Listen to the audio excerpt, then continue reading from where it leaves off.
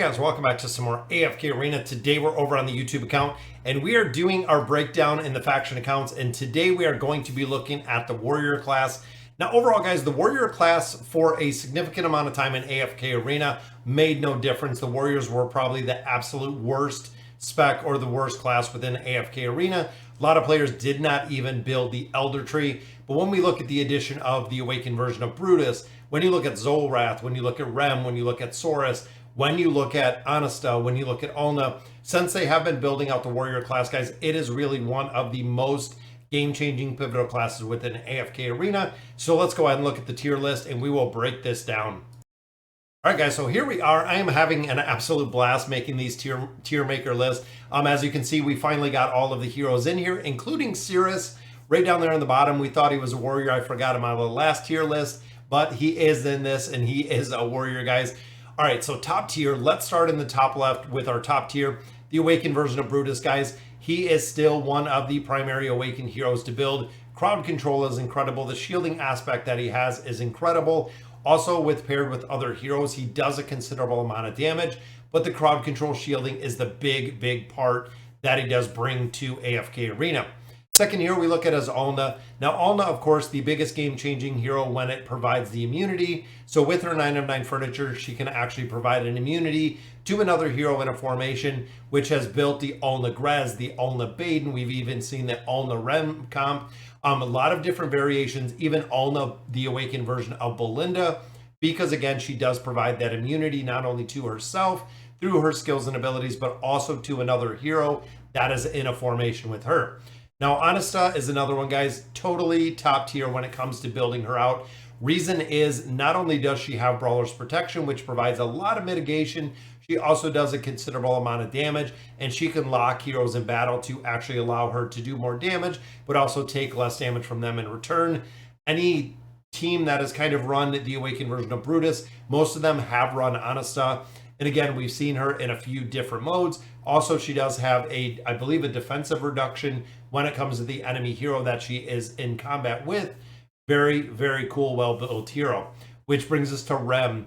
Now, with the ReZero or the crossover, absolutely, guys, this is a game-changing hero when it comes to damage. When you look at Rem and Amelia, Rem is actually the one that you absolutely want to build out, guys.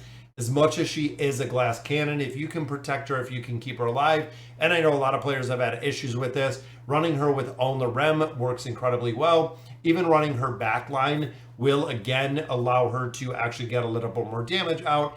She has to be run with crowd control. She has to be run backline with a little bit of support to really get the ult off. But when she does, guys, the damage is absolutely there. Which brings us to the Awakened version of Athalia. She is another hero, guys. Came up warrior. Now she was ranger before. Now she is a warrior spec. Does an incredible amount of damage. Also provides with her SP effect a really strong buff to the team comps. That is the reason why we are seeing her in multiple game modes.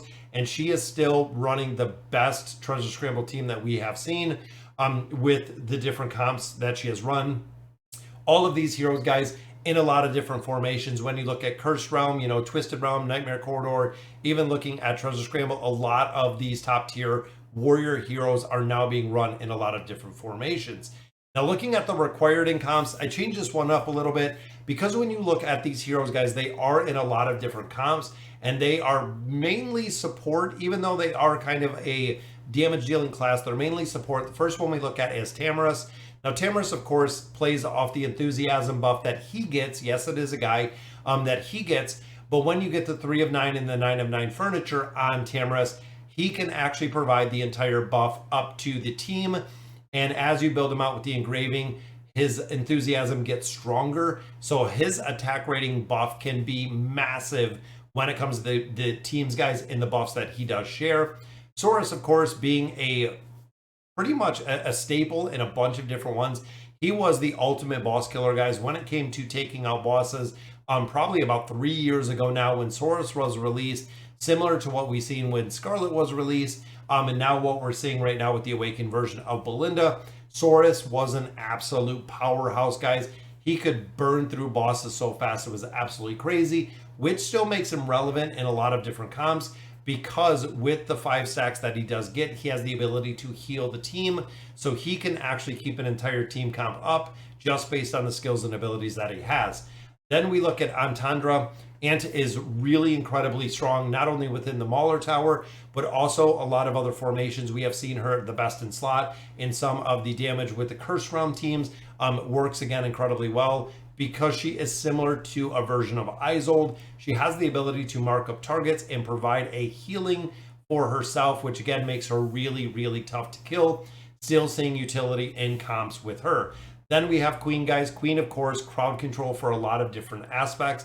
I think we're going to see her slowly falling out of comps. But overall, guys, when it comes to the 5-pole, when it comes to a couple of the Curse Realm comps that are keeping heroes together or keeping enemy heroes together, she is really the one. Also looking in campaign formations, still seeing a lot of utility run with Queen.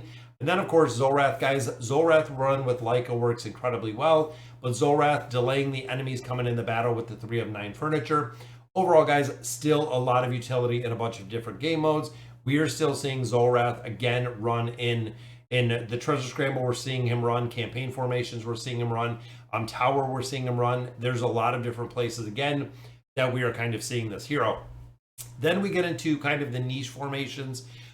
Niche formations, we have Tardos, which is the very first one, guys. If you don't know who he is PvP. He is super in-depth, heavy PvP hero, which is really the only place that he has used. He was very short-lived within the Nightmare Corridor, but since then, guys, he has really found his place in the Treasure Scramble, the LC tournament. When it comes to PvP, Tarnos does incredibly well. He will also work in the tower, but overall PvP is the area that he really breaks out. Now, when it comes to Warwick, of course, with the Bonebreaker ability, gives a massive defensive reduction to the target, which means boss fights, he works incredibly well because the defensive reduction that he provides is huge, which makes him niche within a lot of different formations, which is the same with Frampton, guys. Frampton, we've seen him run with Matria. We've also seen him in some formations in the best in slot whale comps. When it comes to the Heroes of Espria, when it comes to the Treasure Scramble, when it comes to the Nightmare Corridor, and also the Curse Realm, does a lot of damage with his burn ability. Definitely a niche hero in formations. And then, of course, Estrilda. Estrilda is kind of a filler if you don't have Vithiel built. Vithiel, of course, providing some really solid buffs for teams. Estrilda will do the same. Estrilda is kind of niche in some formations. Again, depending on the heroes that you have or don't have, she can actually fill in a bunch of different slots. Then we get into the towers, guys. Isolde still does incredibly well within the towers. So does Nara. Nara is a hero, of course, that you can put on opposite sides of a hero you really want to take out. The crowd control, the energy disintegration, she does still work when it comes to that crowd control factor in the tower. And again, if you're dealing with some really tough targets, even not having her fully built, she has a really good effective utility because of that crowd control aspect. Now, when we look at our bottom tier, guys, with the warriors, yes, they are warriors. We have Rigby. If you fight Rigby, pretty tough, especially if you're going through the Temple Rift. Rigby will absolutely just train you and kill you, and absolutely hard to kill. When you use him, he does absolutely nothing, guys. Rigby really doesn't have any utility, even within the towers. Both him and Walker, as you can see here, the Lone Ranger is a warrior class, which again, no one's ever going to understand. But overall, again, no utility, not even used in the towers. We have K-Sauce down here. K-Sauce, unfortunately, Lilith has never really figured out the Life Leech ability, which I know Life Leech for the warriors. If a enemy has a shield, the Life Leech is nullified. It doesn't do anything because your hero does not actually do damage to the target, which means the Life Leech that K-Sauce brings could be viable if they reworked a little bit, but overall not too effective. Then we have Cirrus, guys. Again, as a warrior, should have been a tank. Even his signature item is a tank. Not really any utility in game modes, especially if you don't have him built out. Even in the tower, not super effective. Now, the original version of Baden, he works okay in the tower. I might even move him up a little bit just because he does have a little bit of utility within the tower, but he has to be built out. If you don't have the original version of Baden built out, his shadows will not provide the immunity that he needs to survive. If you do not have him again built out a little bit at this point, I wouldn't build him out by any means just because we have so many other heroes in here. But he does have, again, a little bit of utility when it comes to the tower, and really only the tower. We've seen him in some of the Nightmare Corridor earlier, or excuse me, some of the first round when it came out earlier, and unfortunately over time he has literally just been replaced in everywhere. Then of course we have Wukong, a hero that is not utilized anywhere in AFK Arena, short of not having another filler within that Celestial Tower where Wukong will fill in, but overall guys, not very effective. Now Geralt, I love The Witcher. I love the whole series of The Witcher. Had a lot of really strong high hopes for him. Overall, some players do run him on a rare occasion within the Treasure Scramble.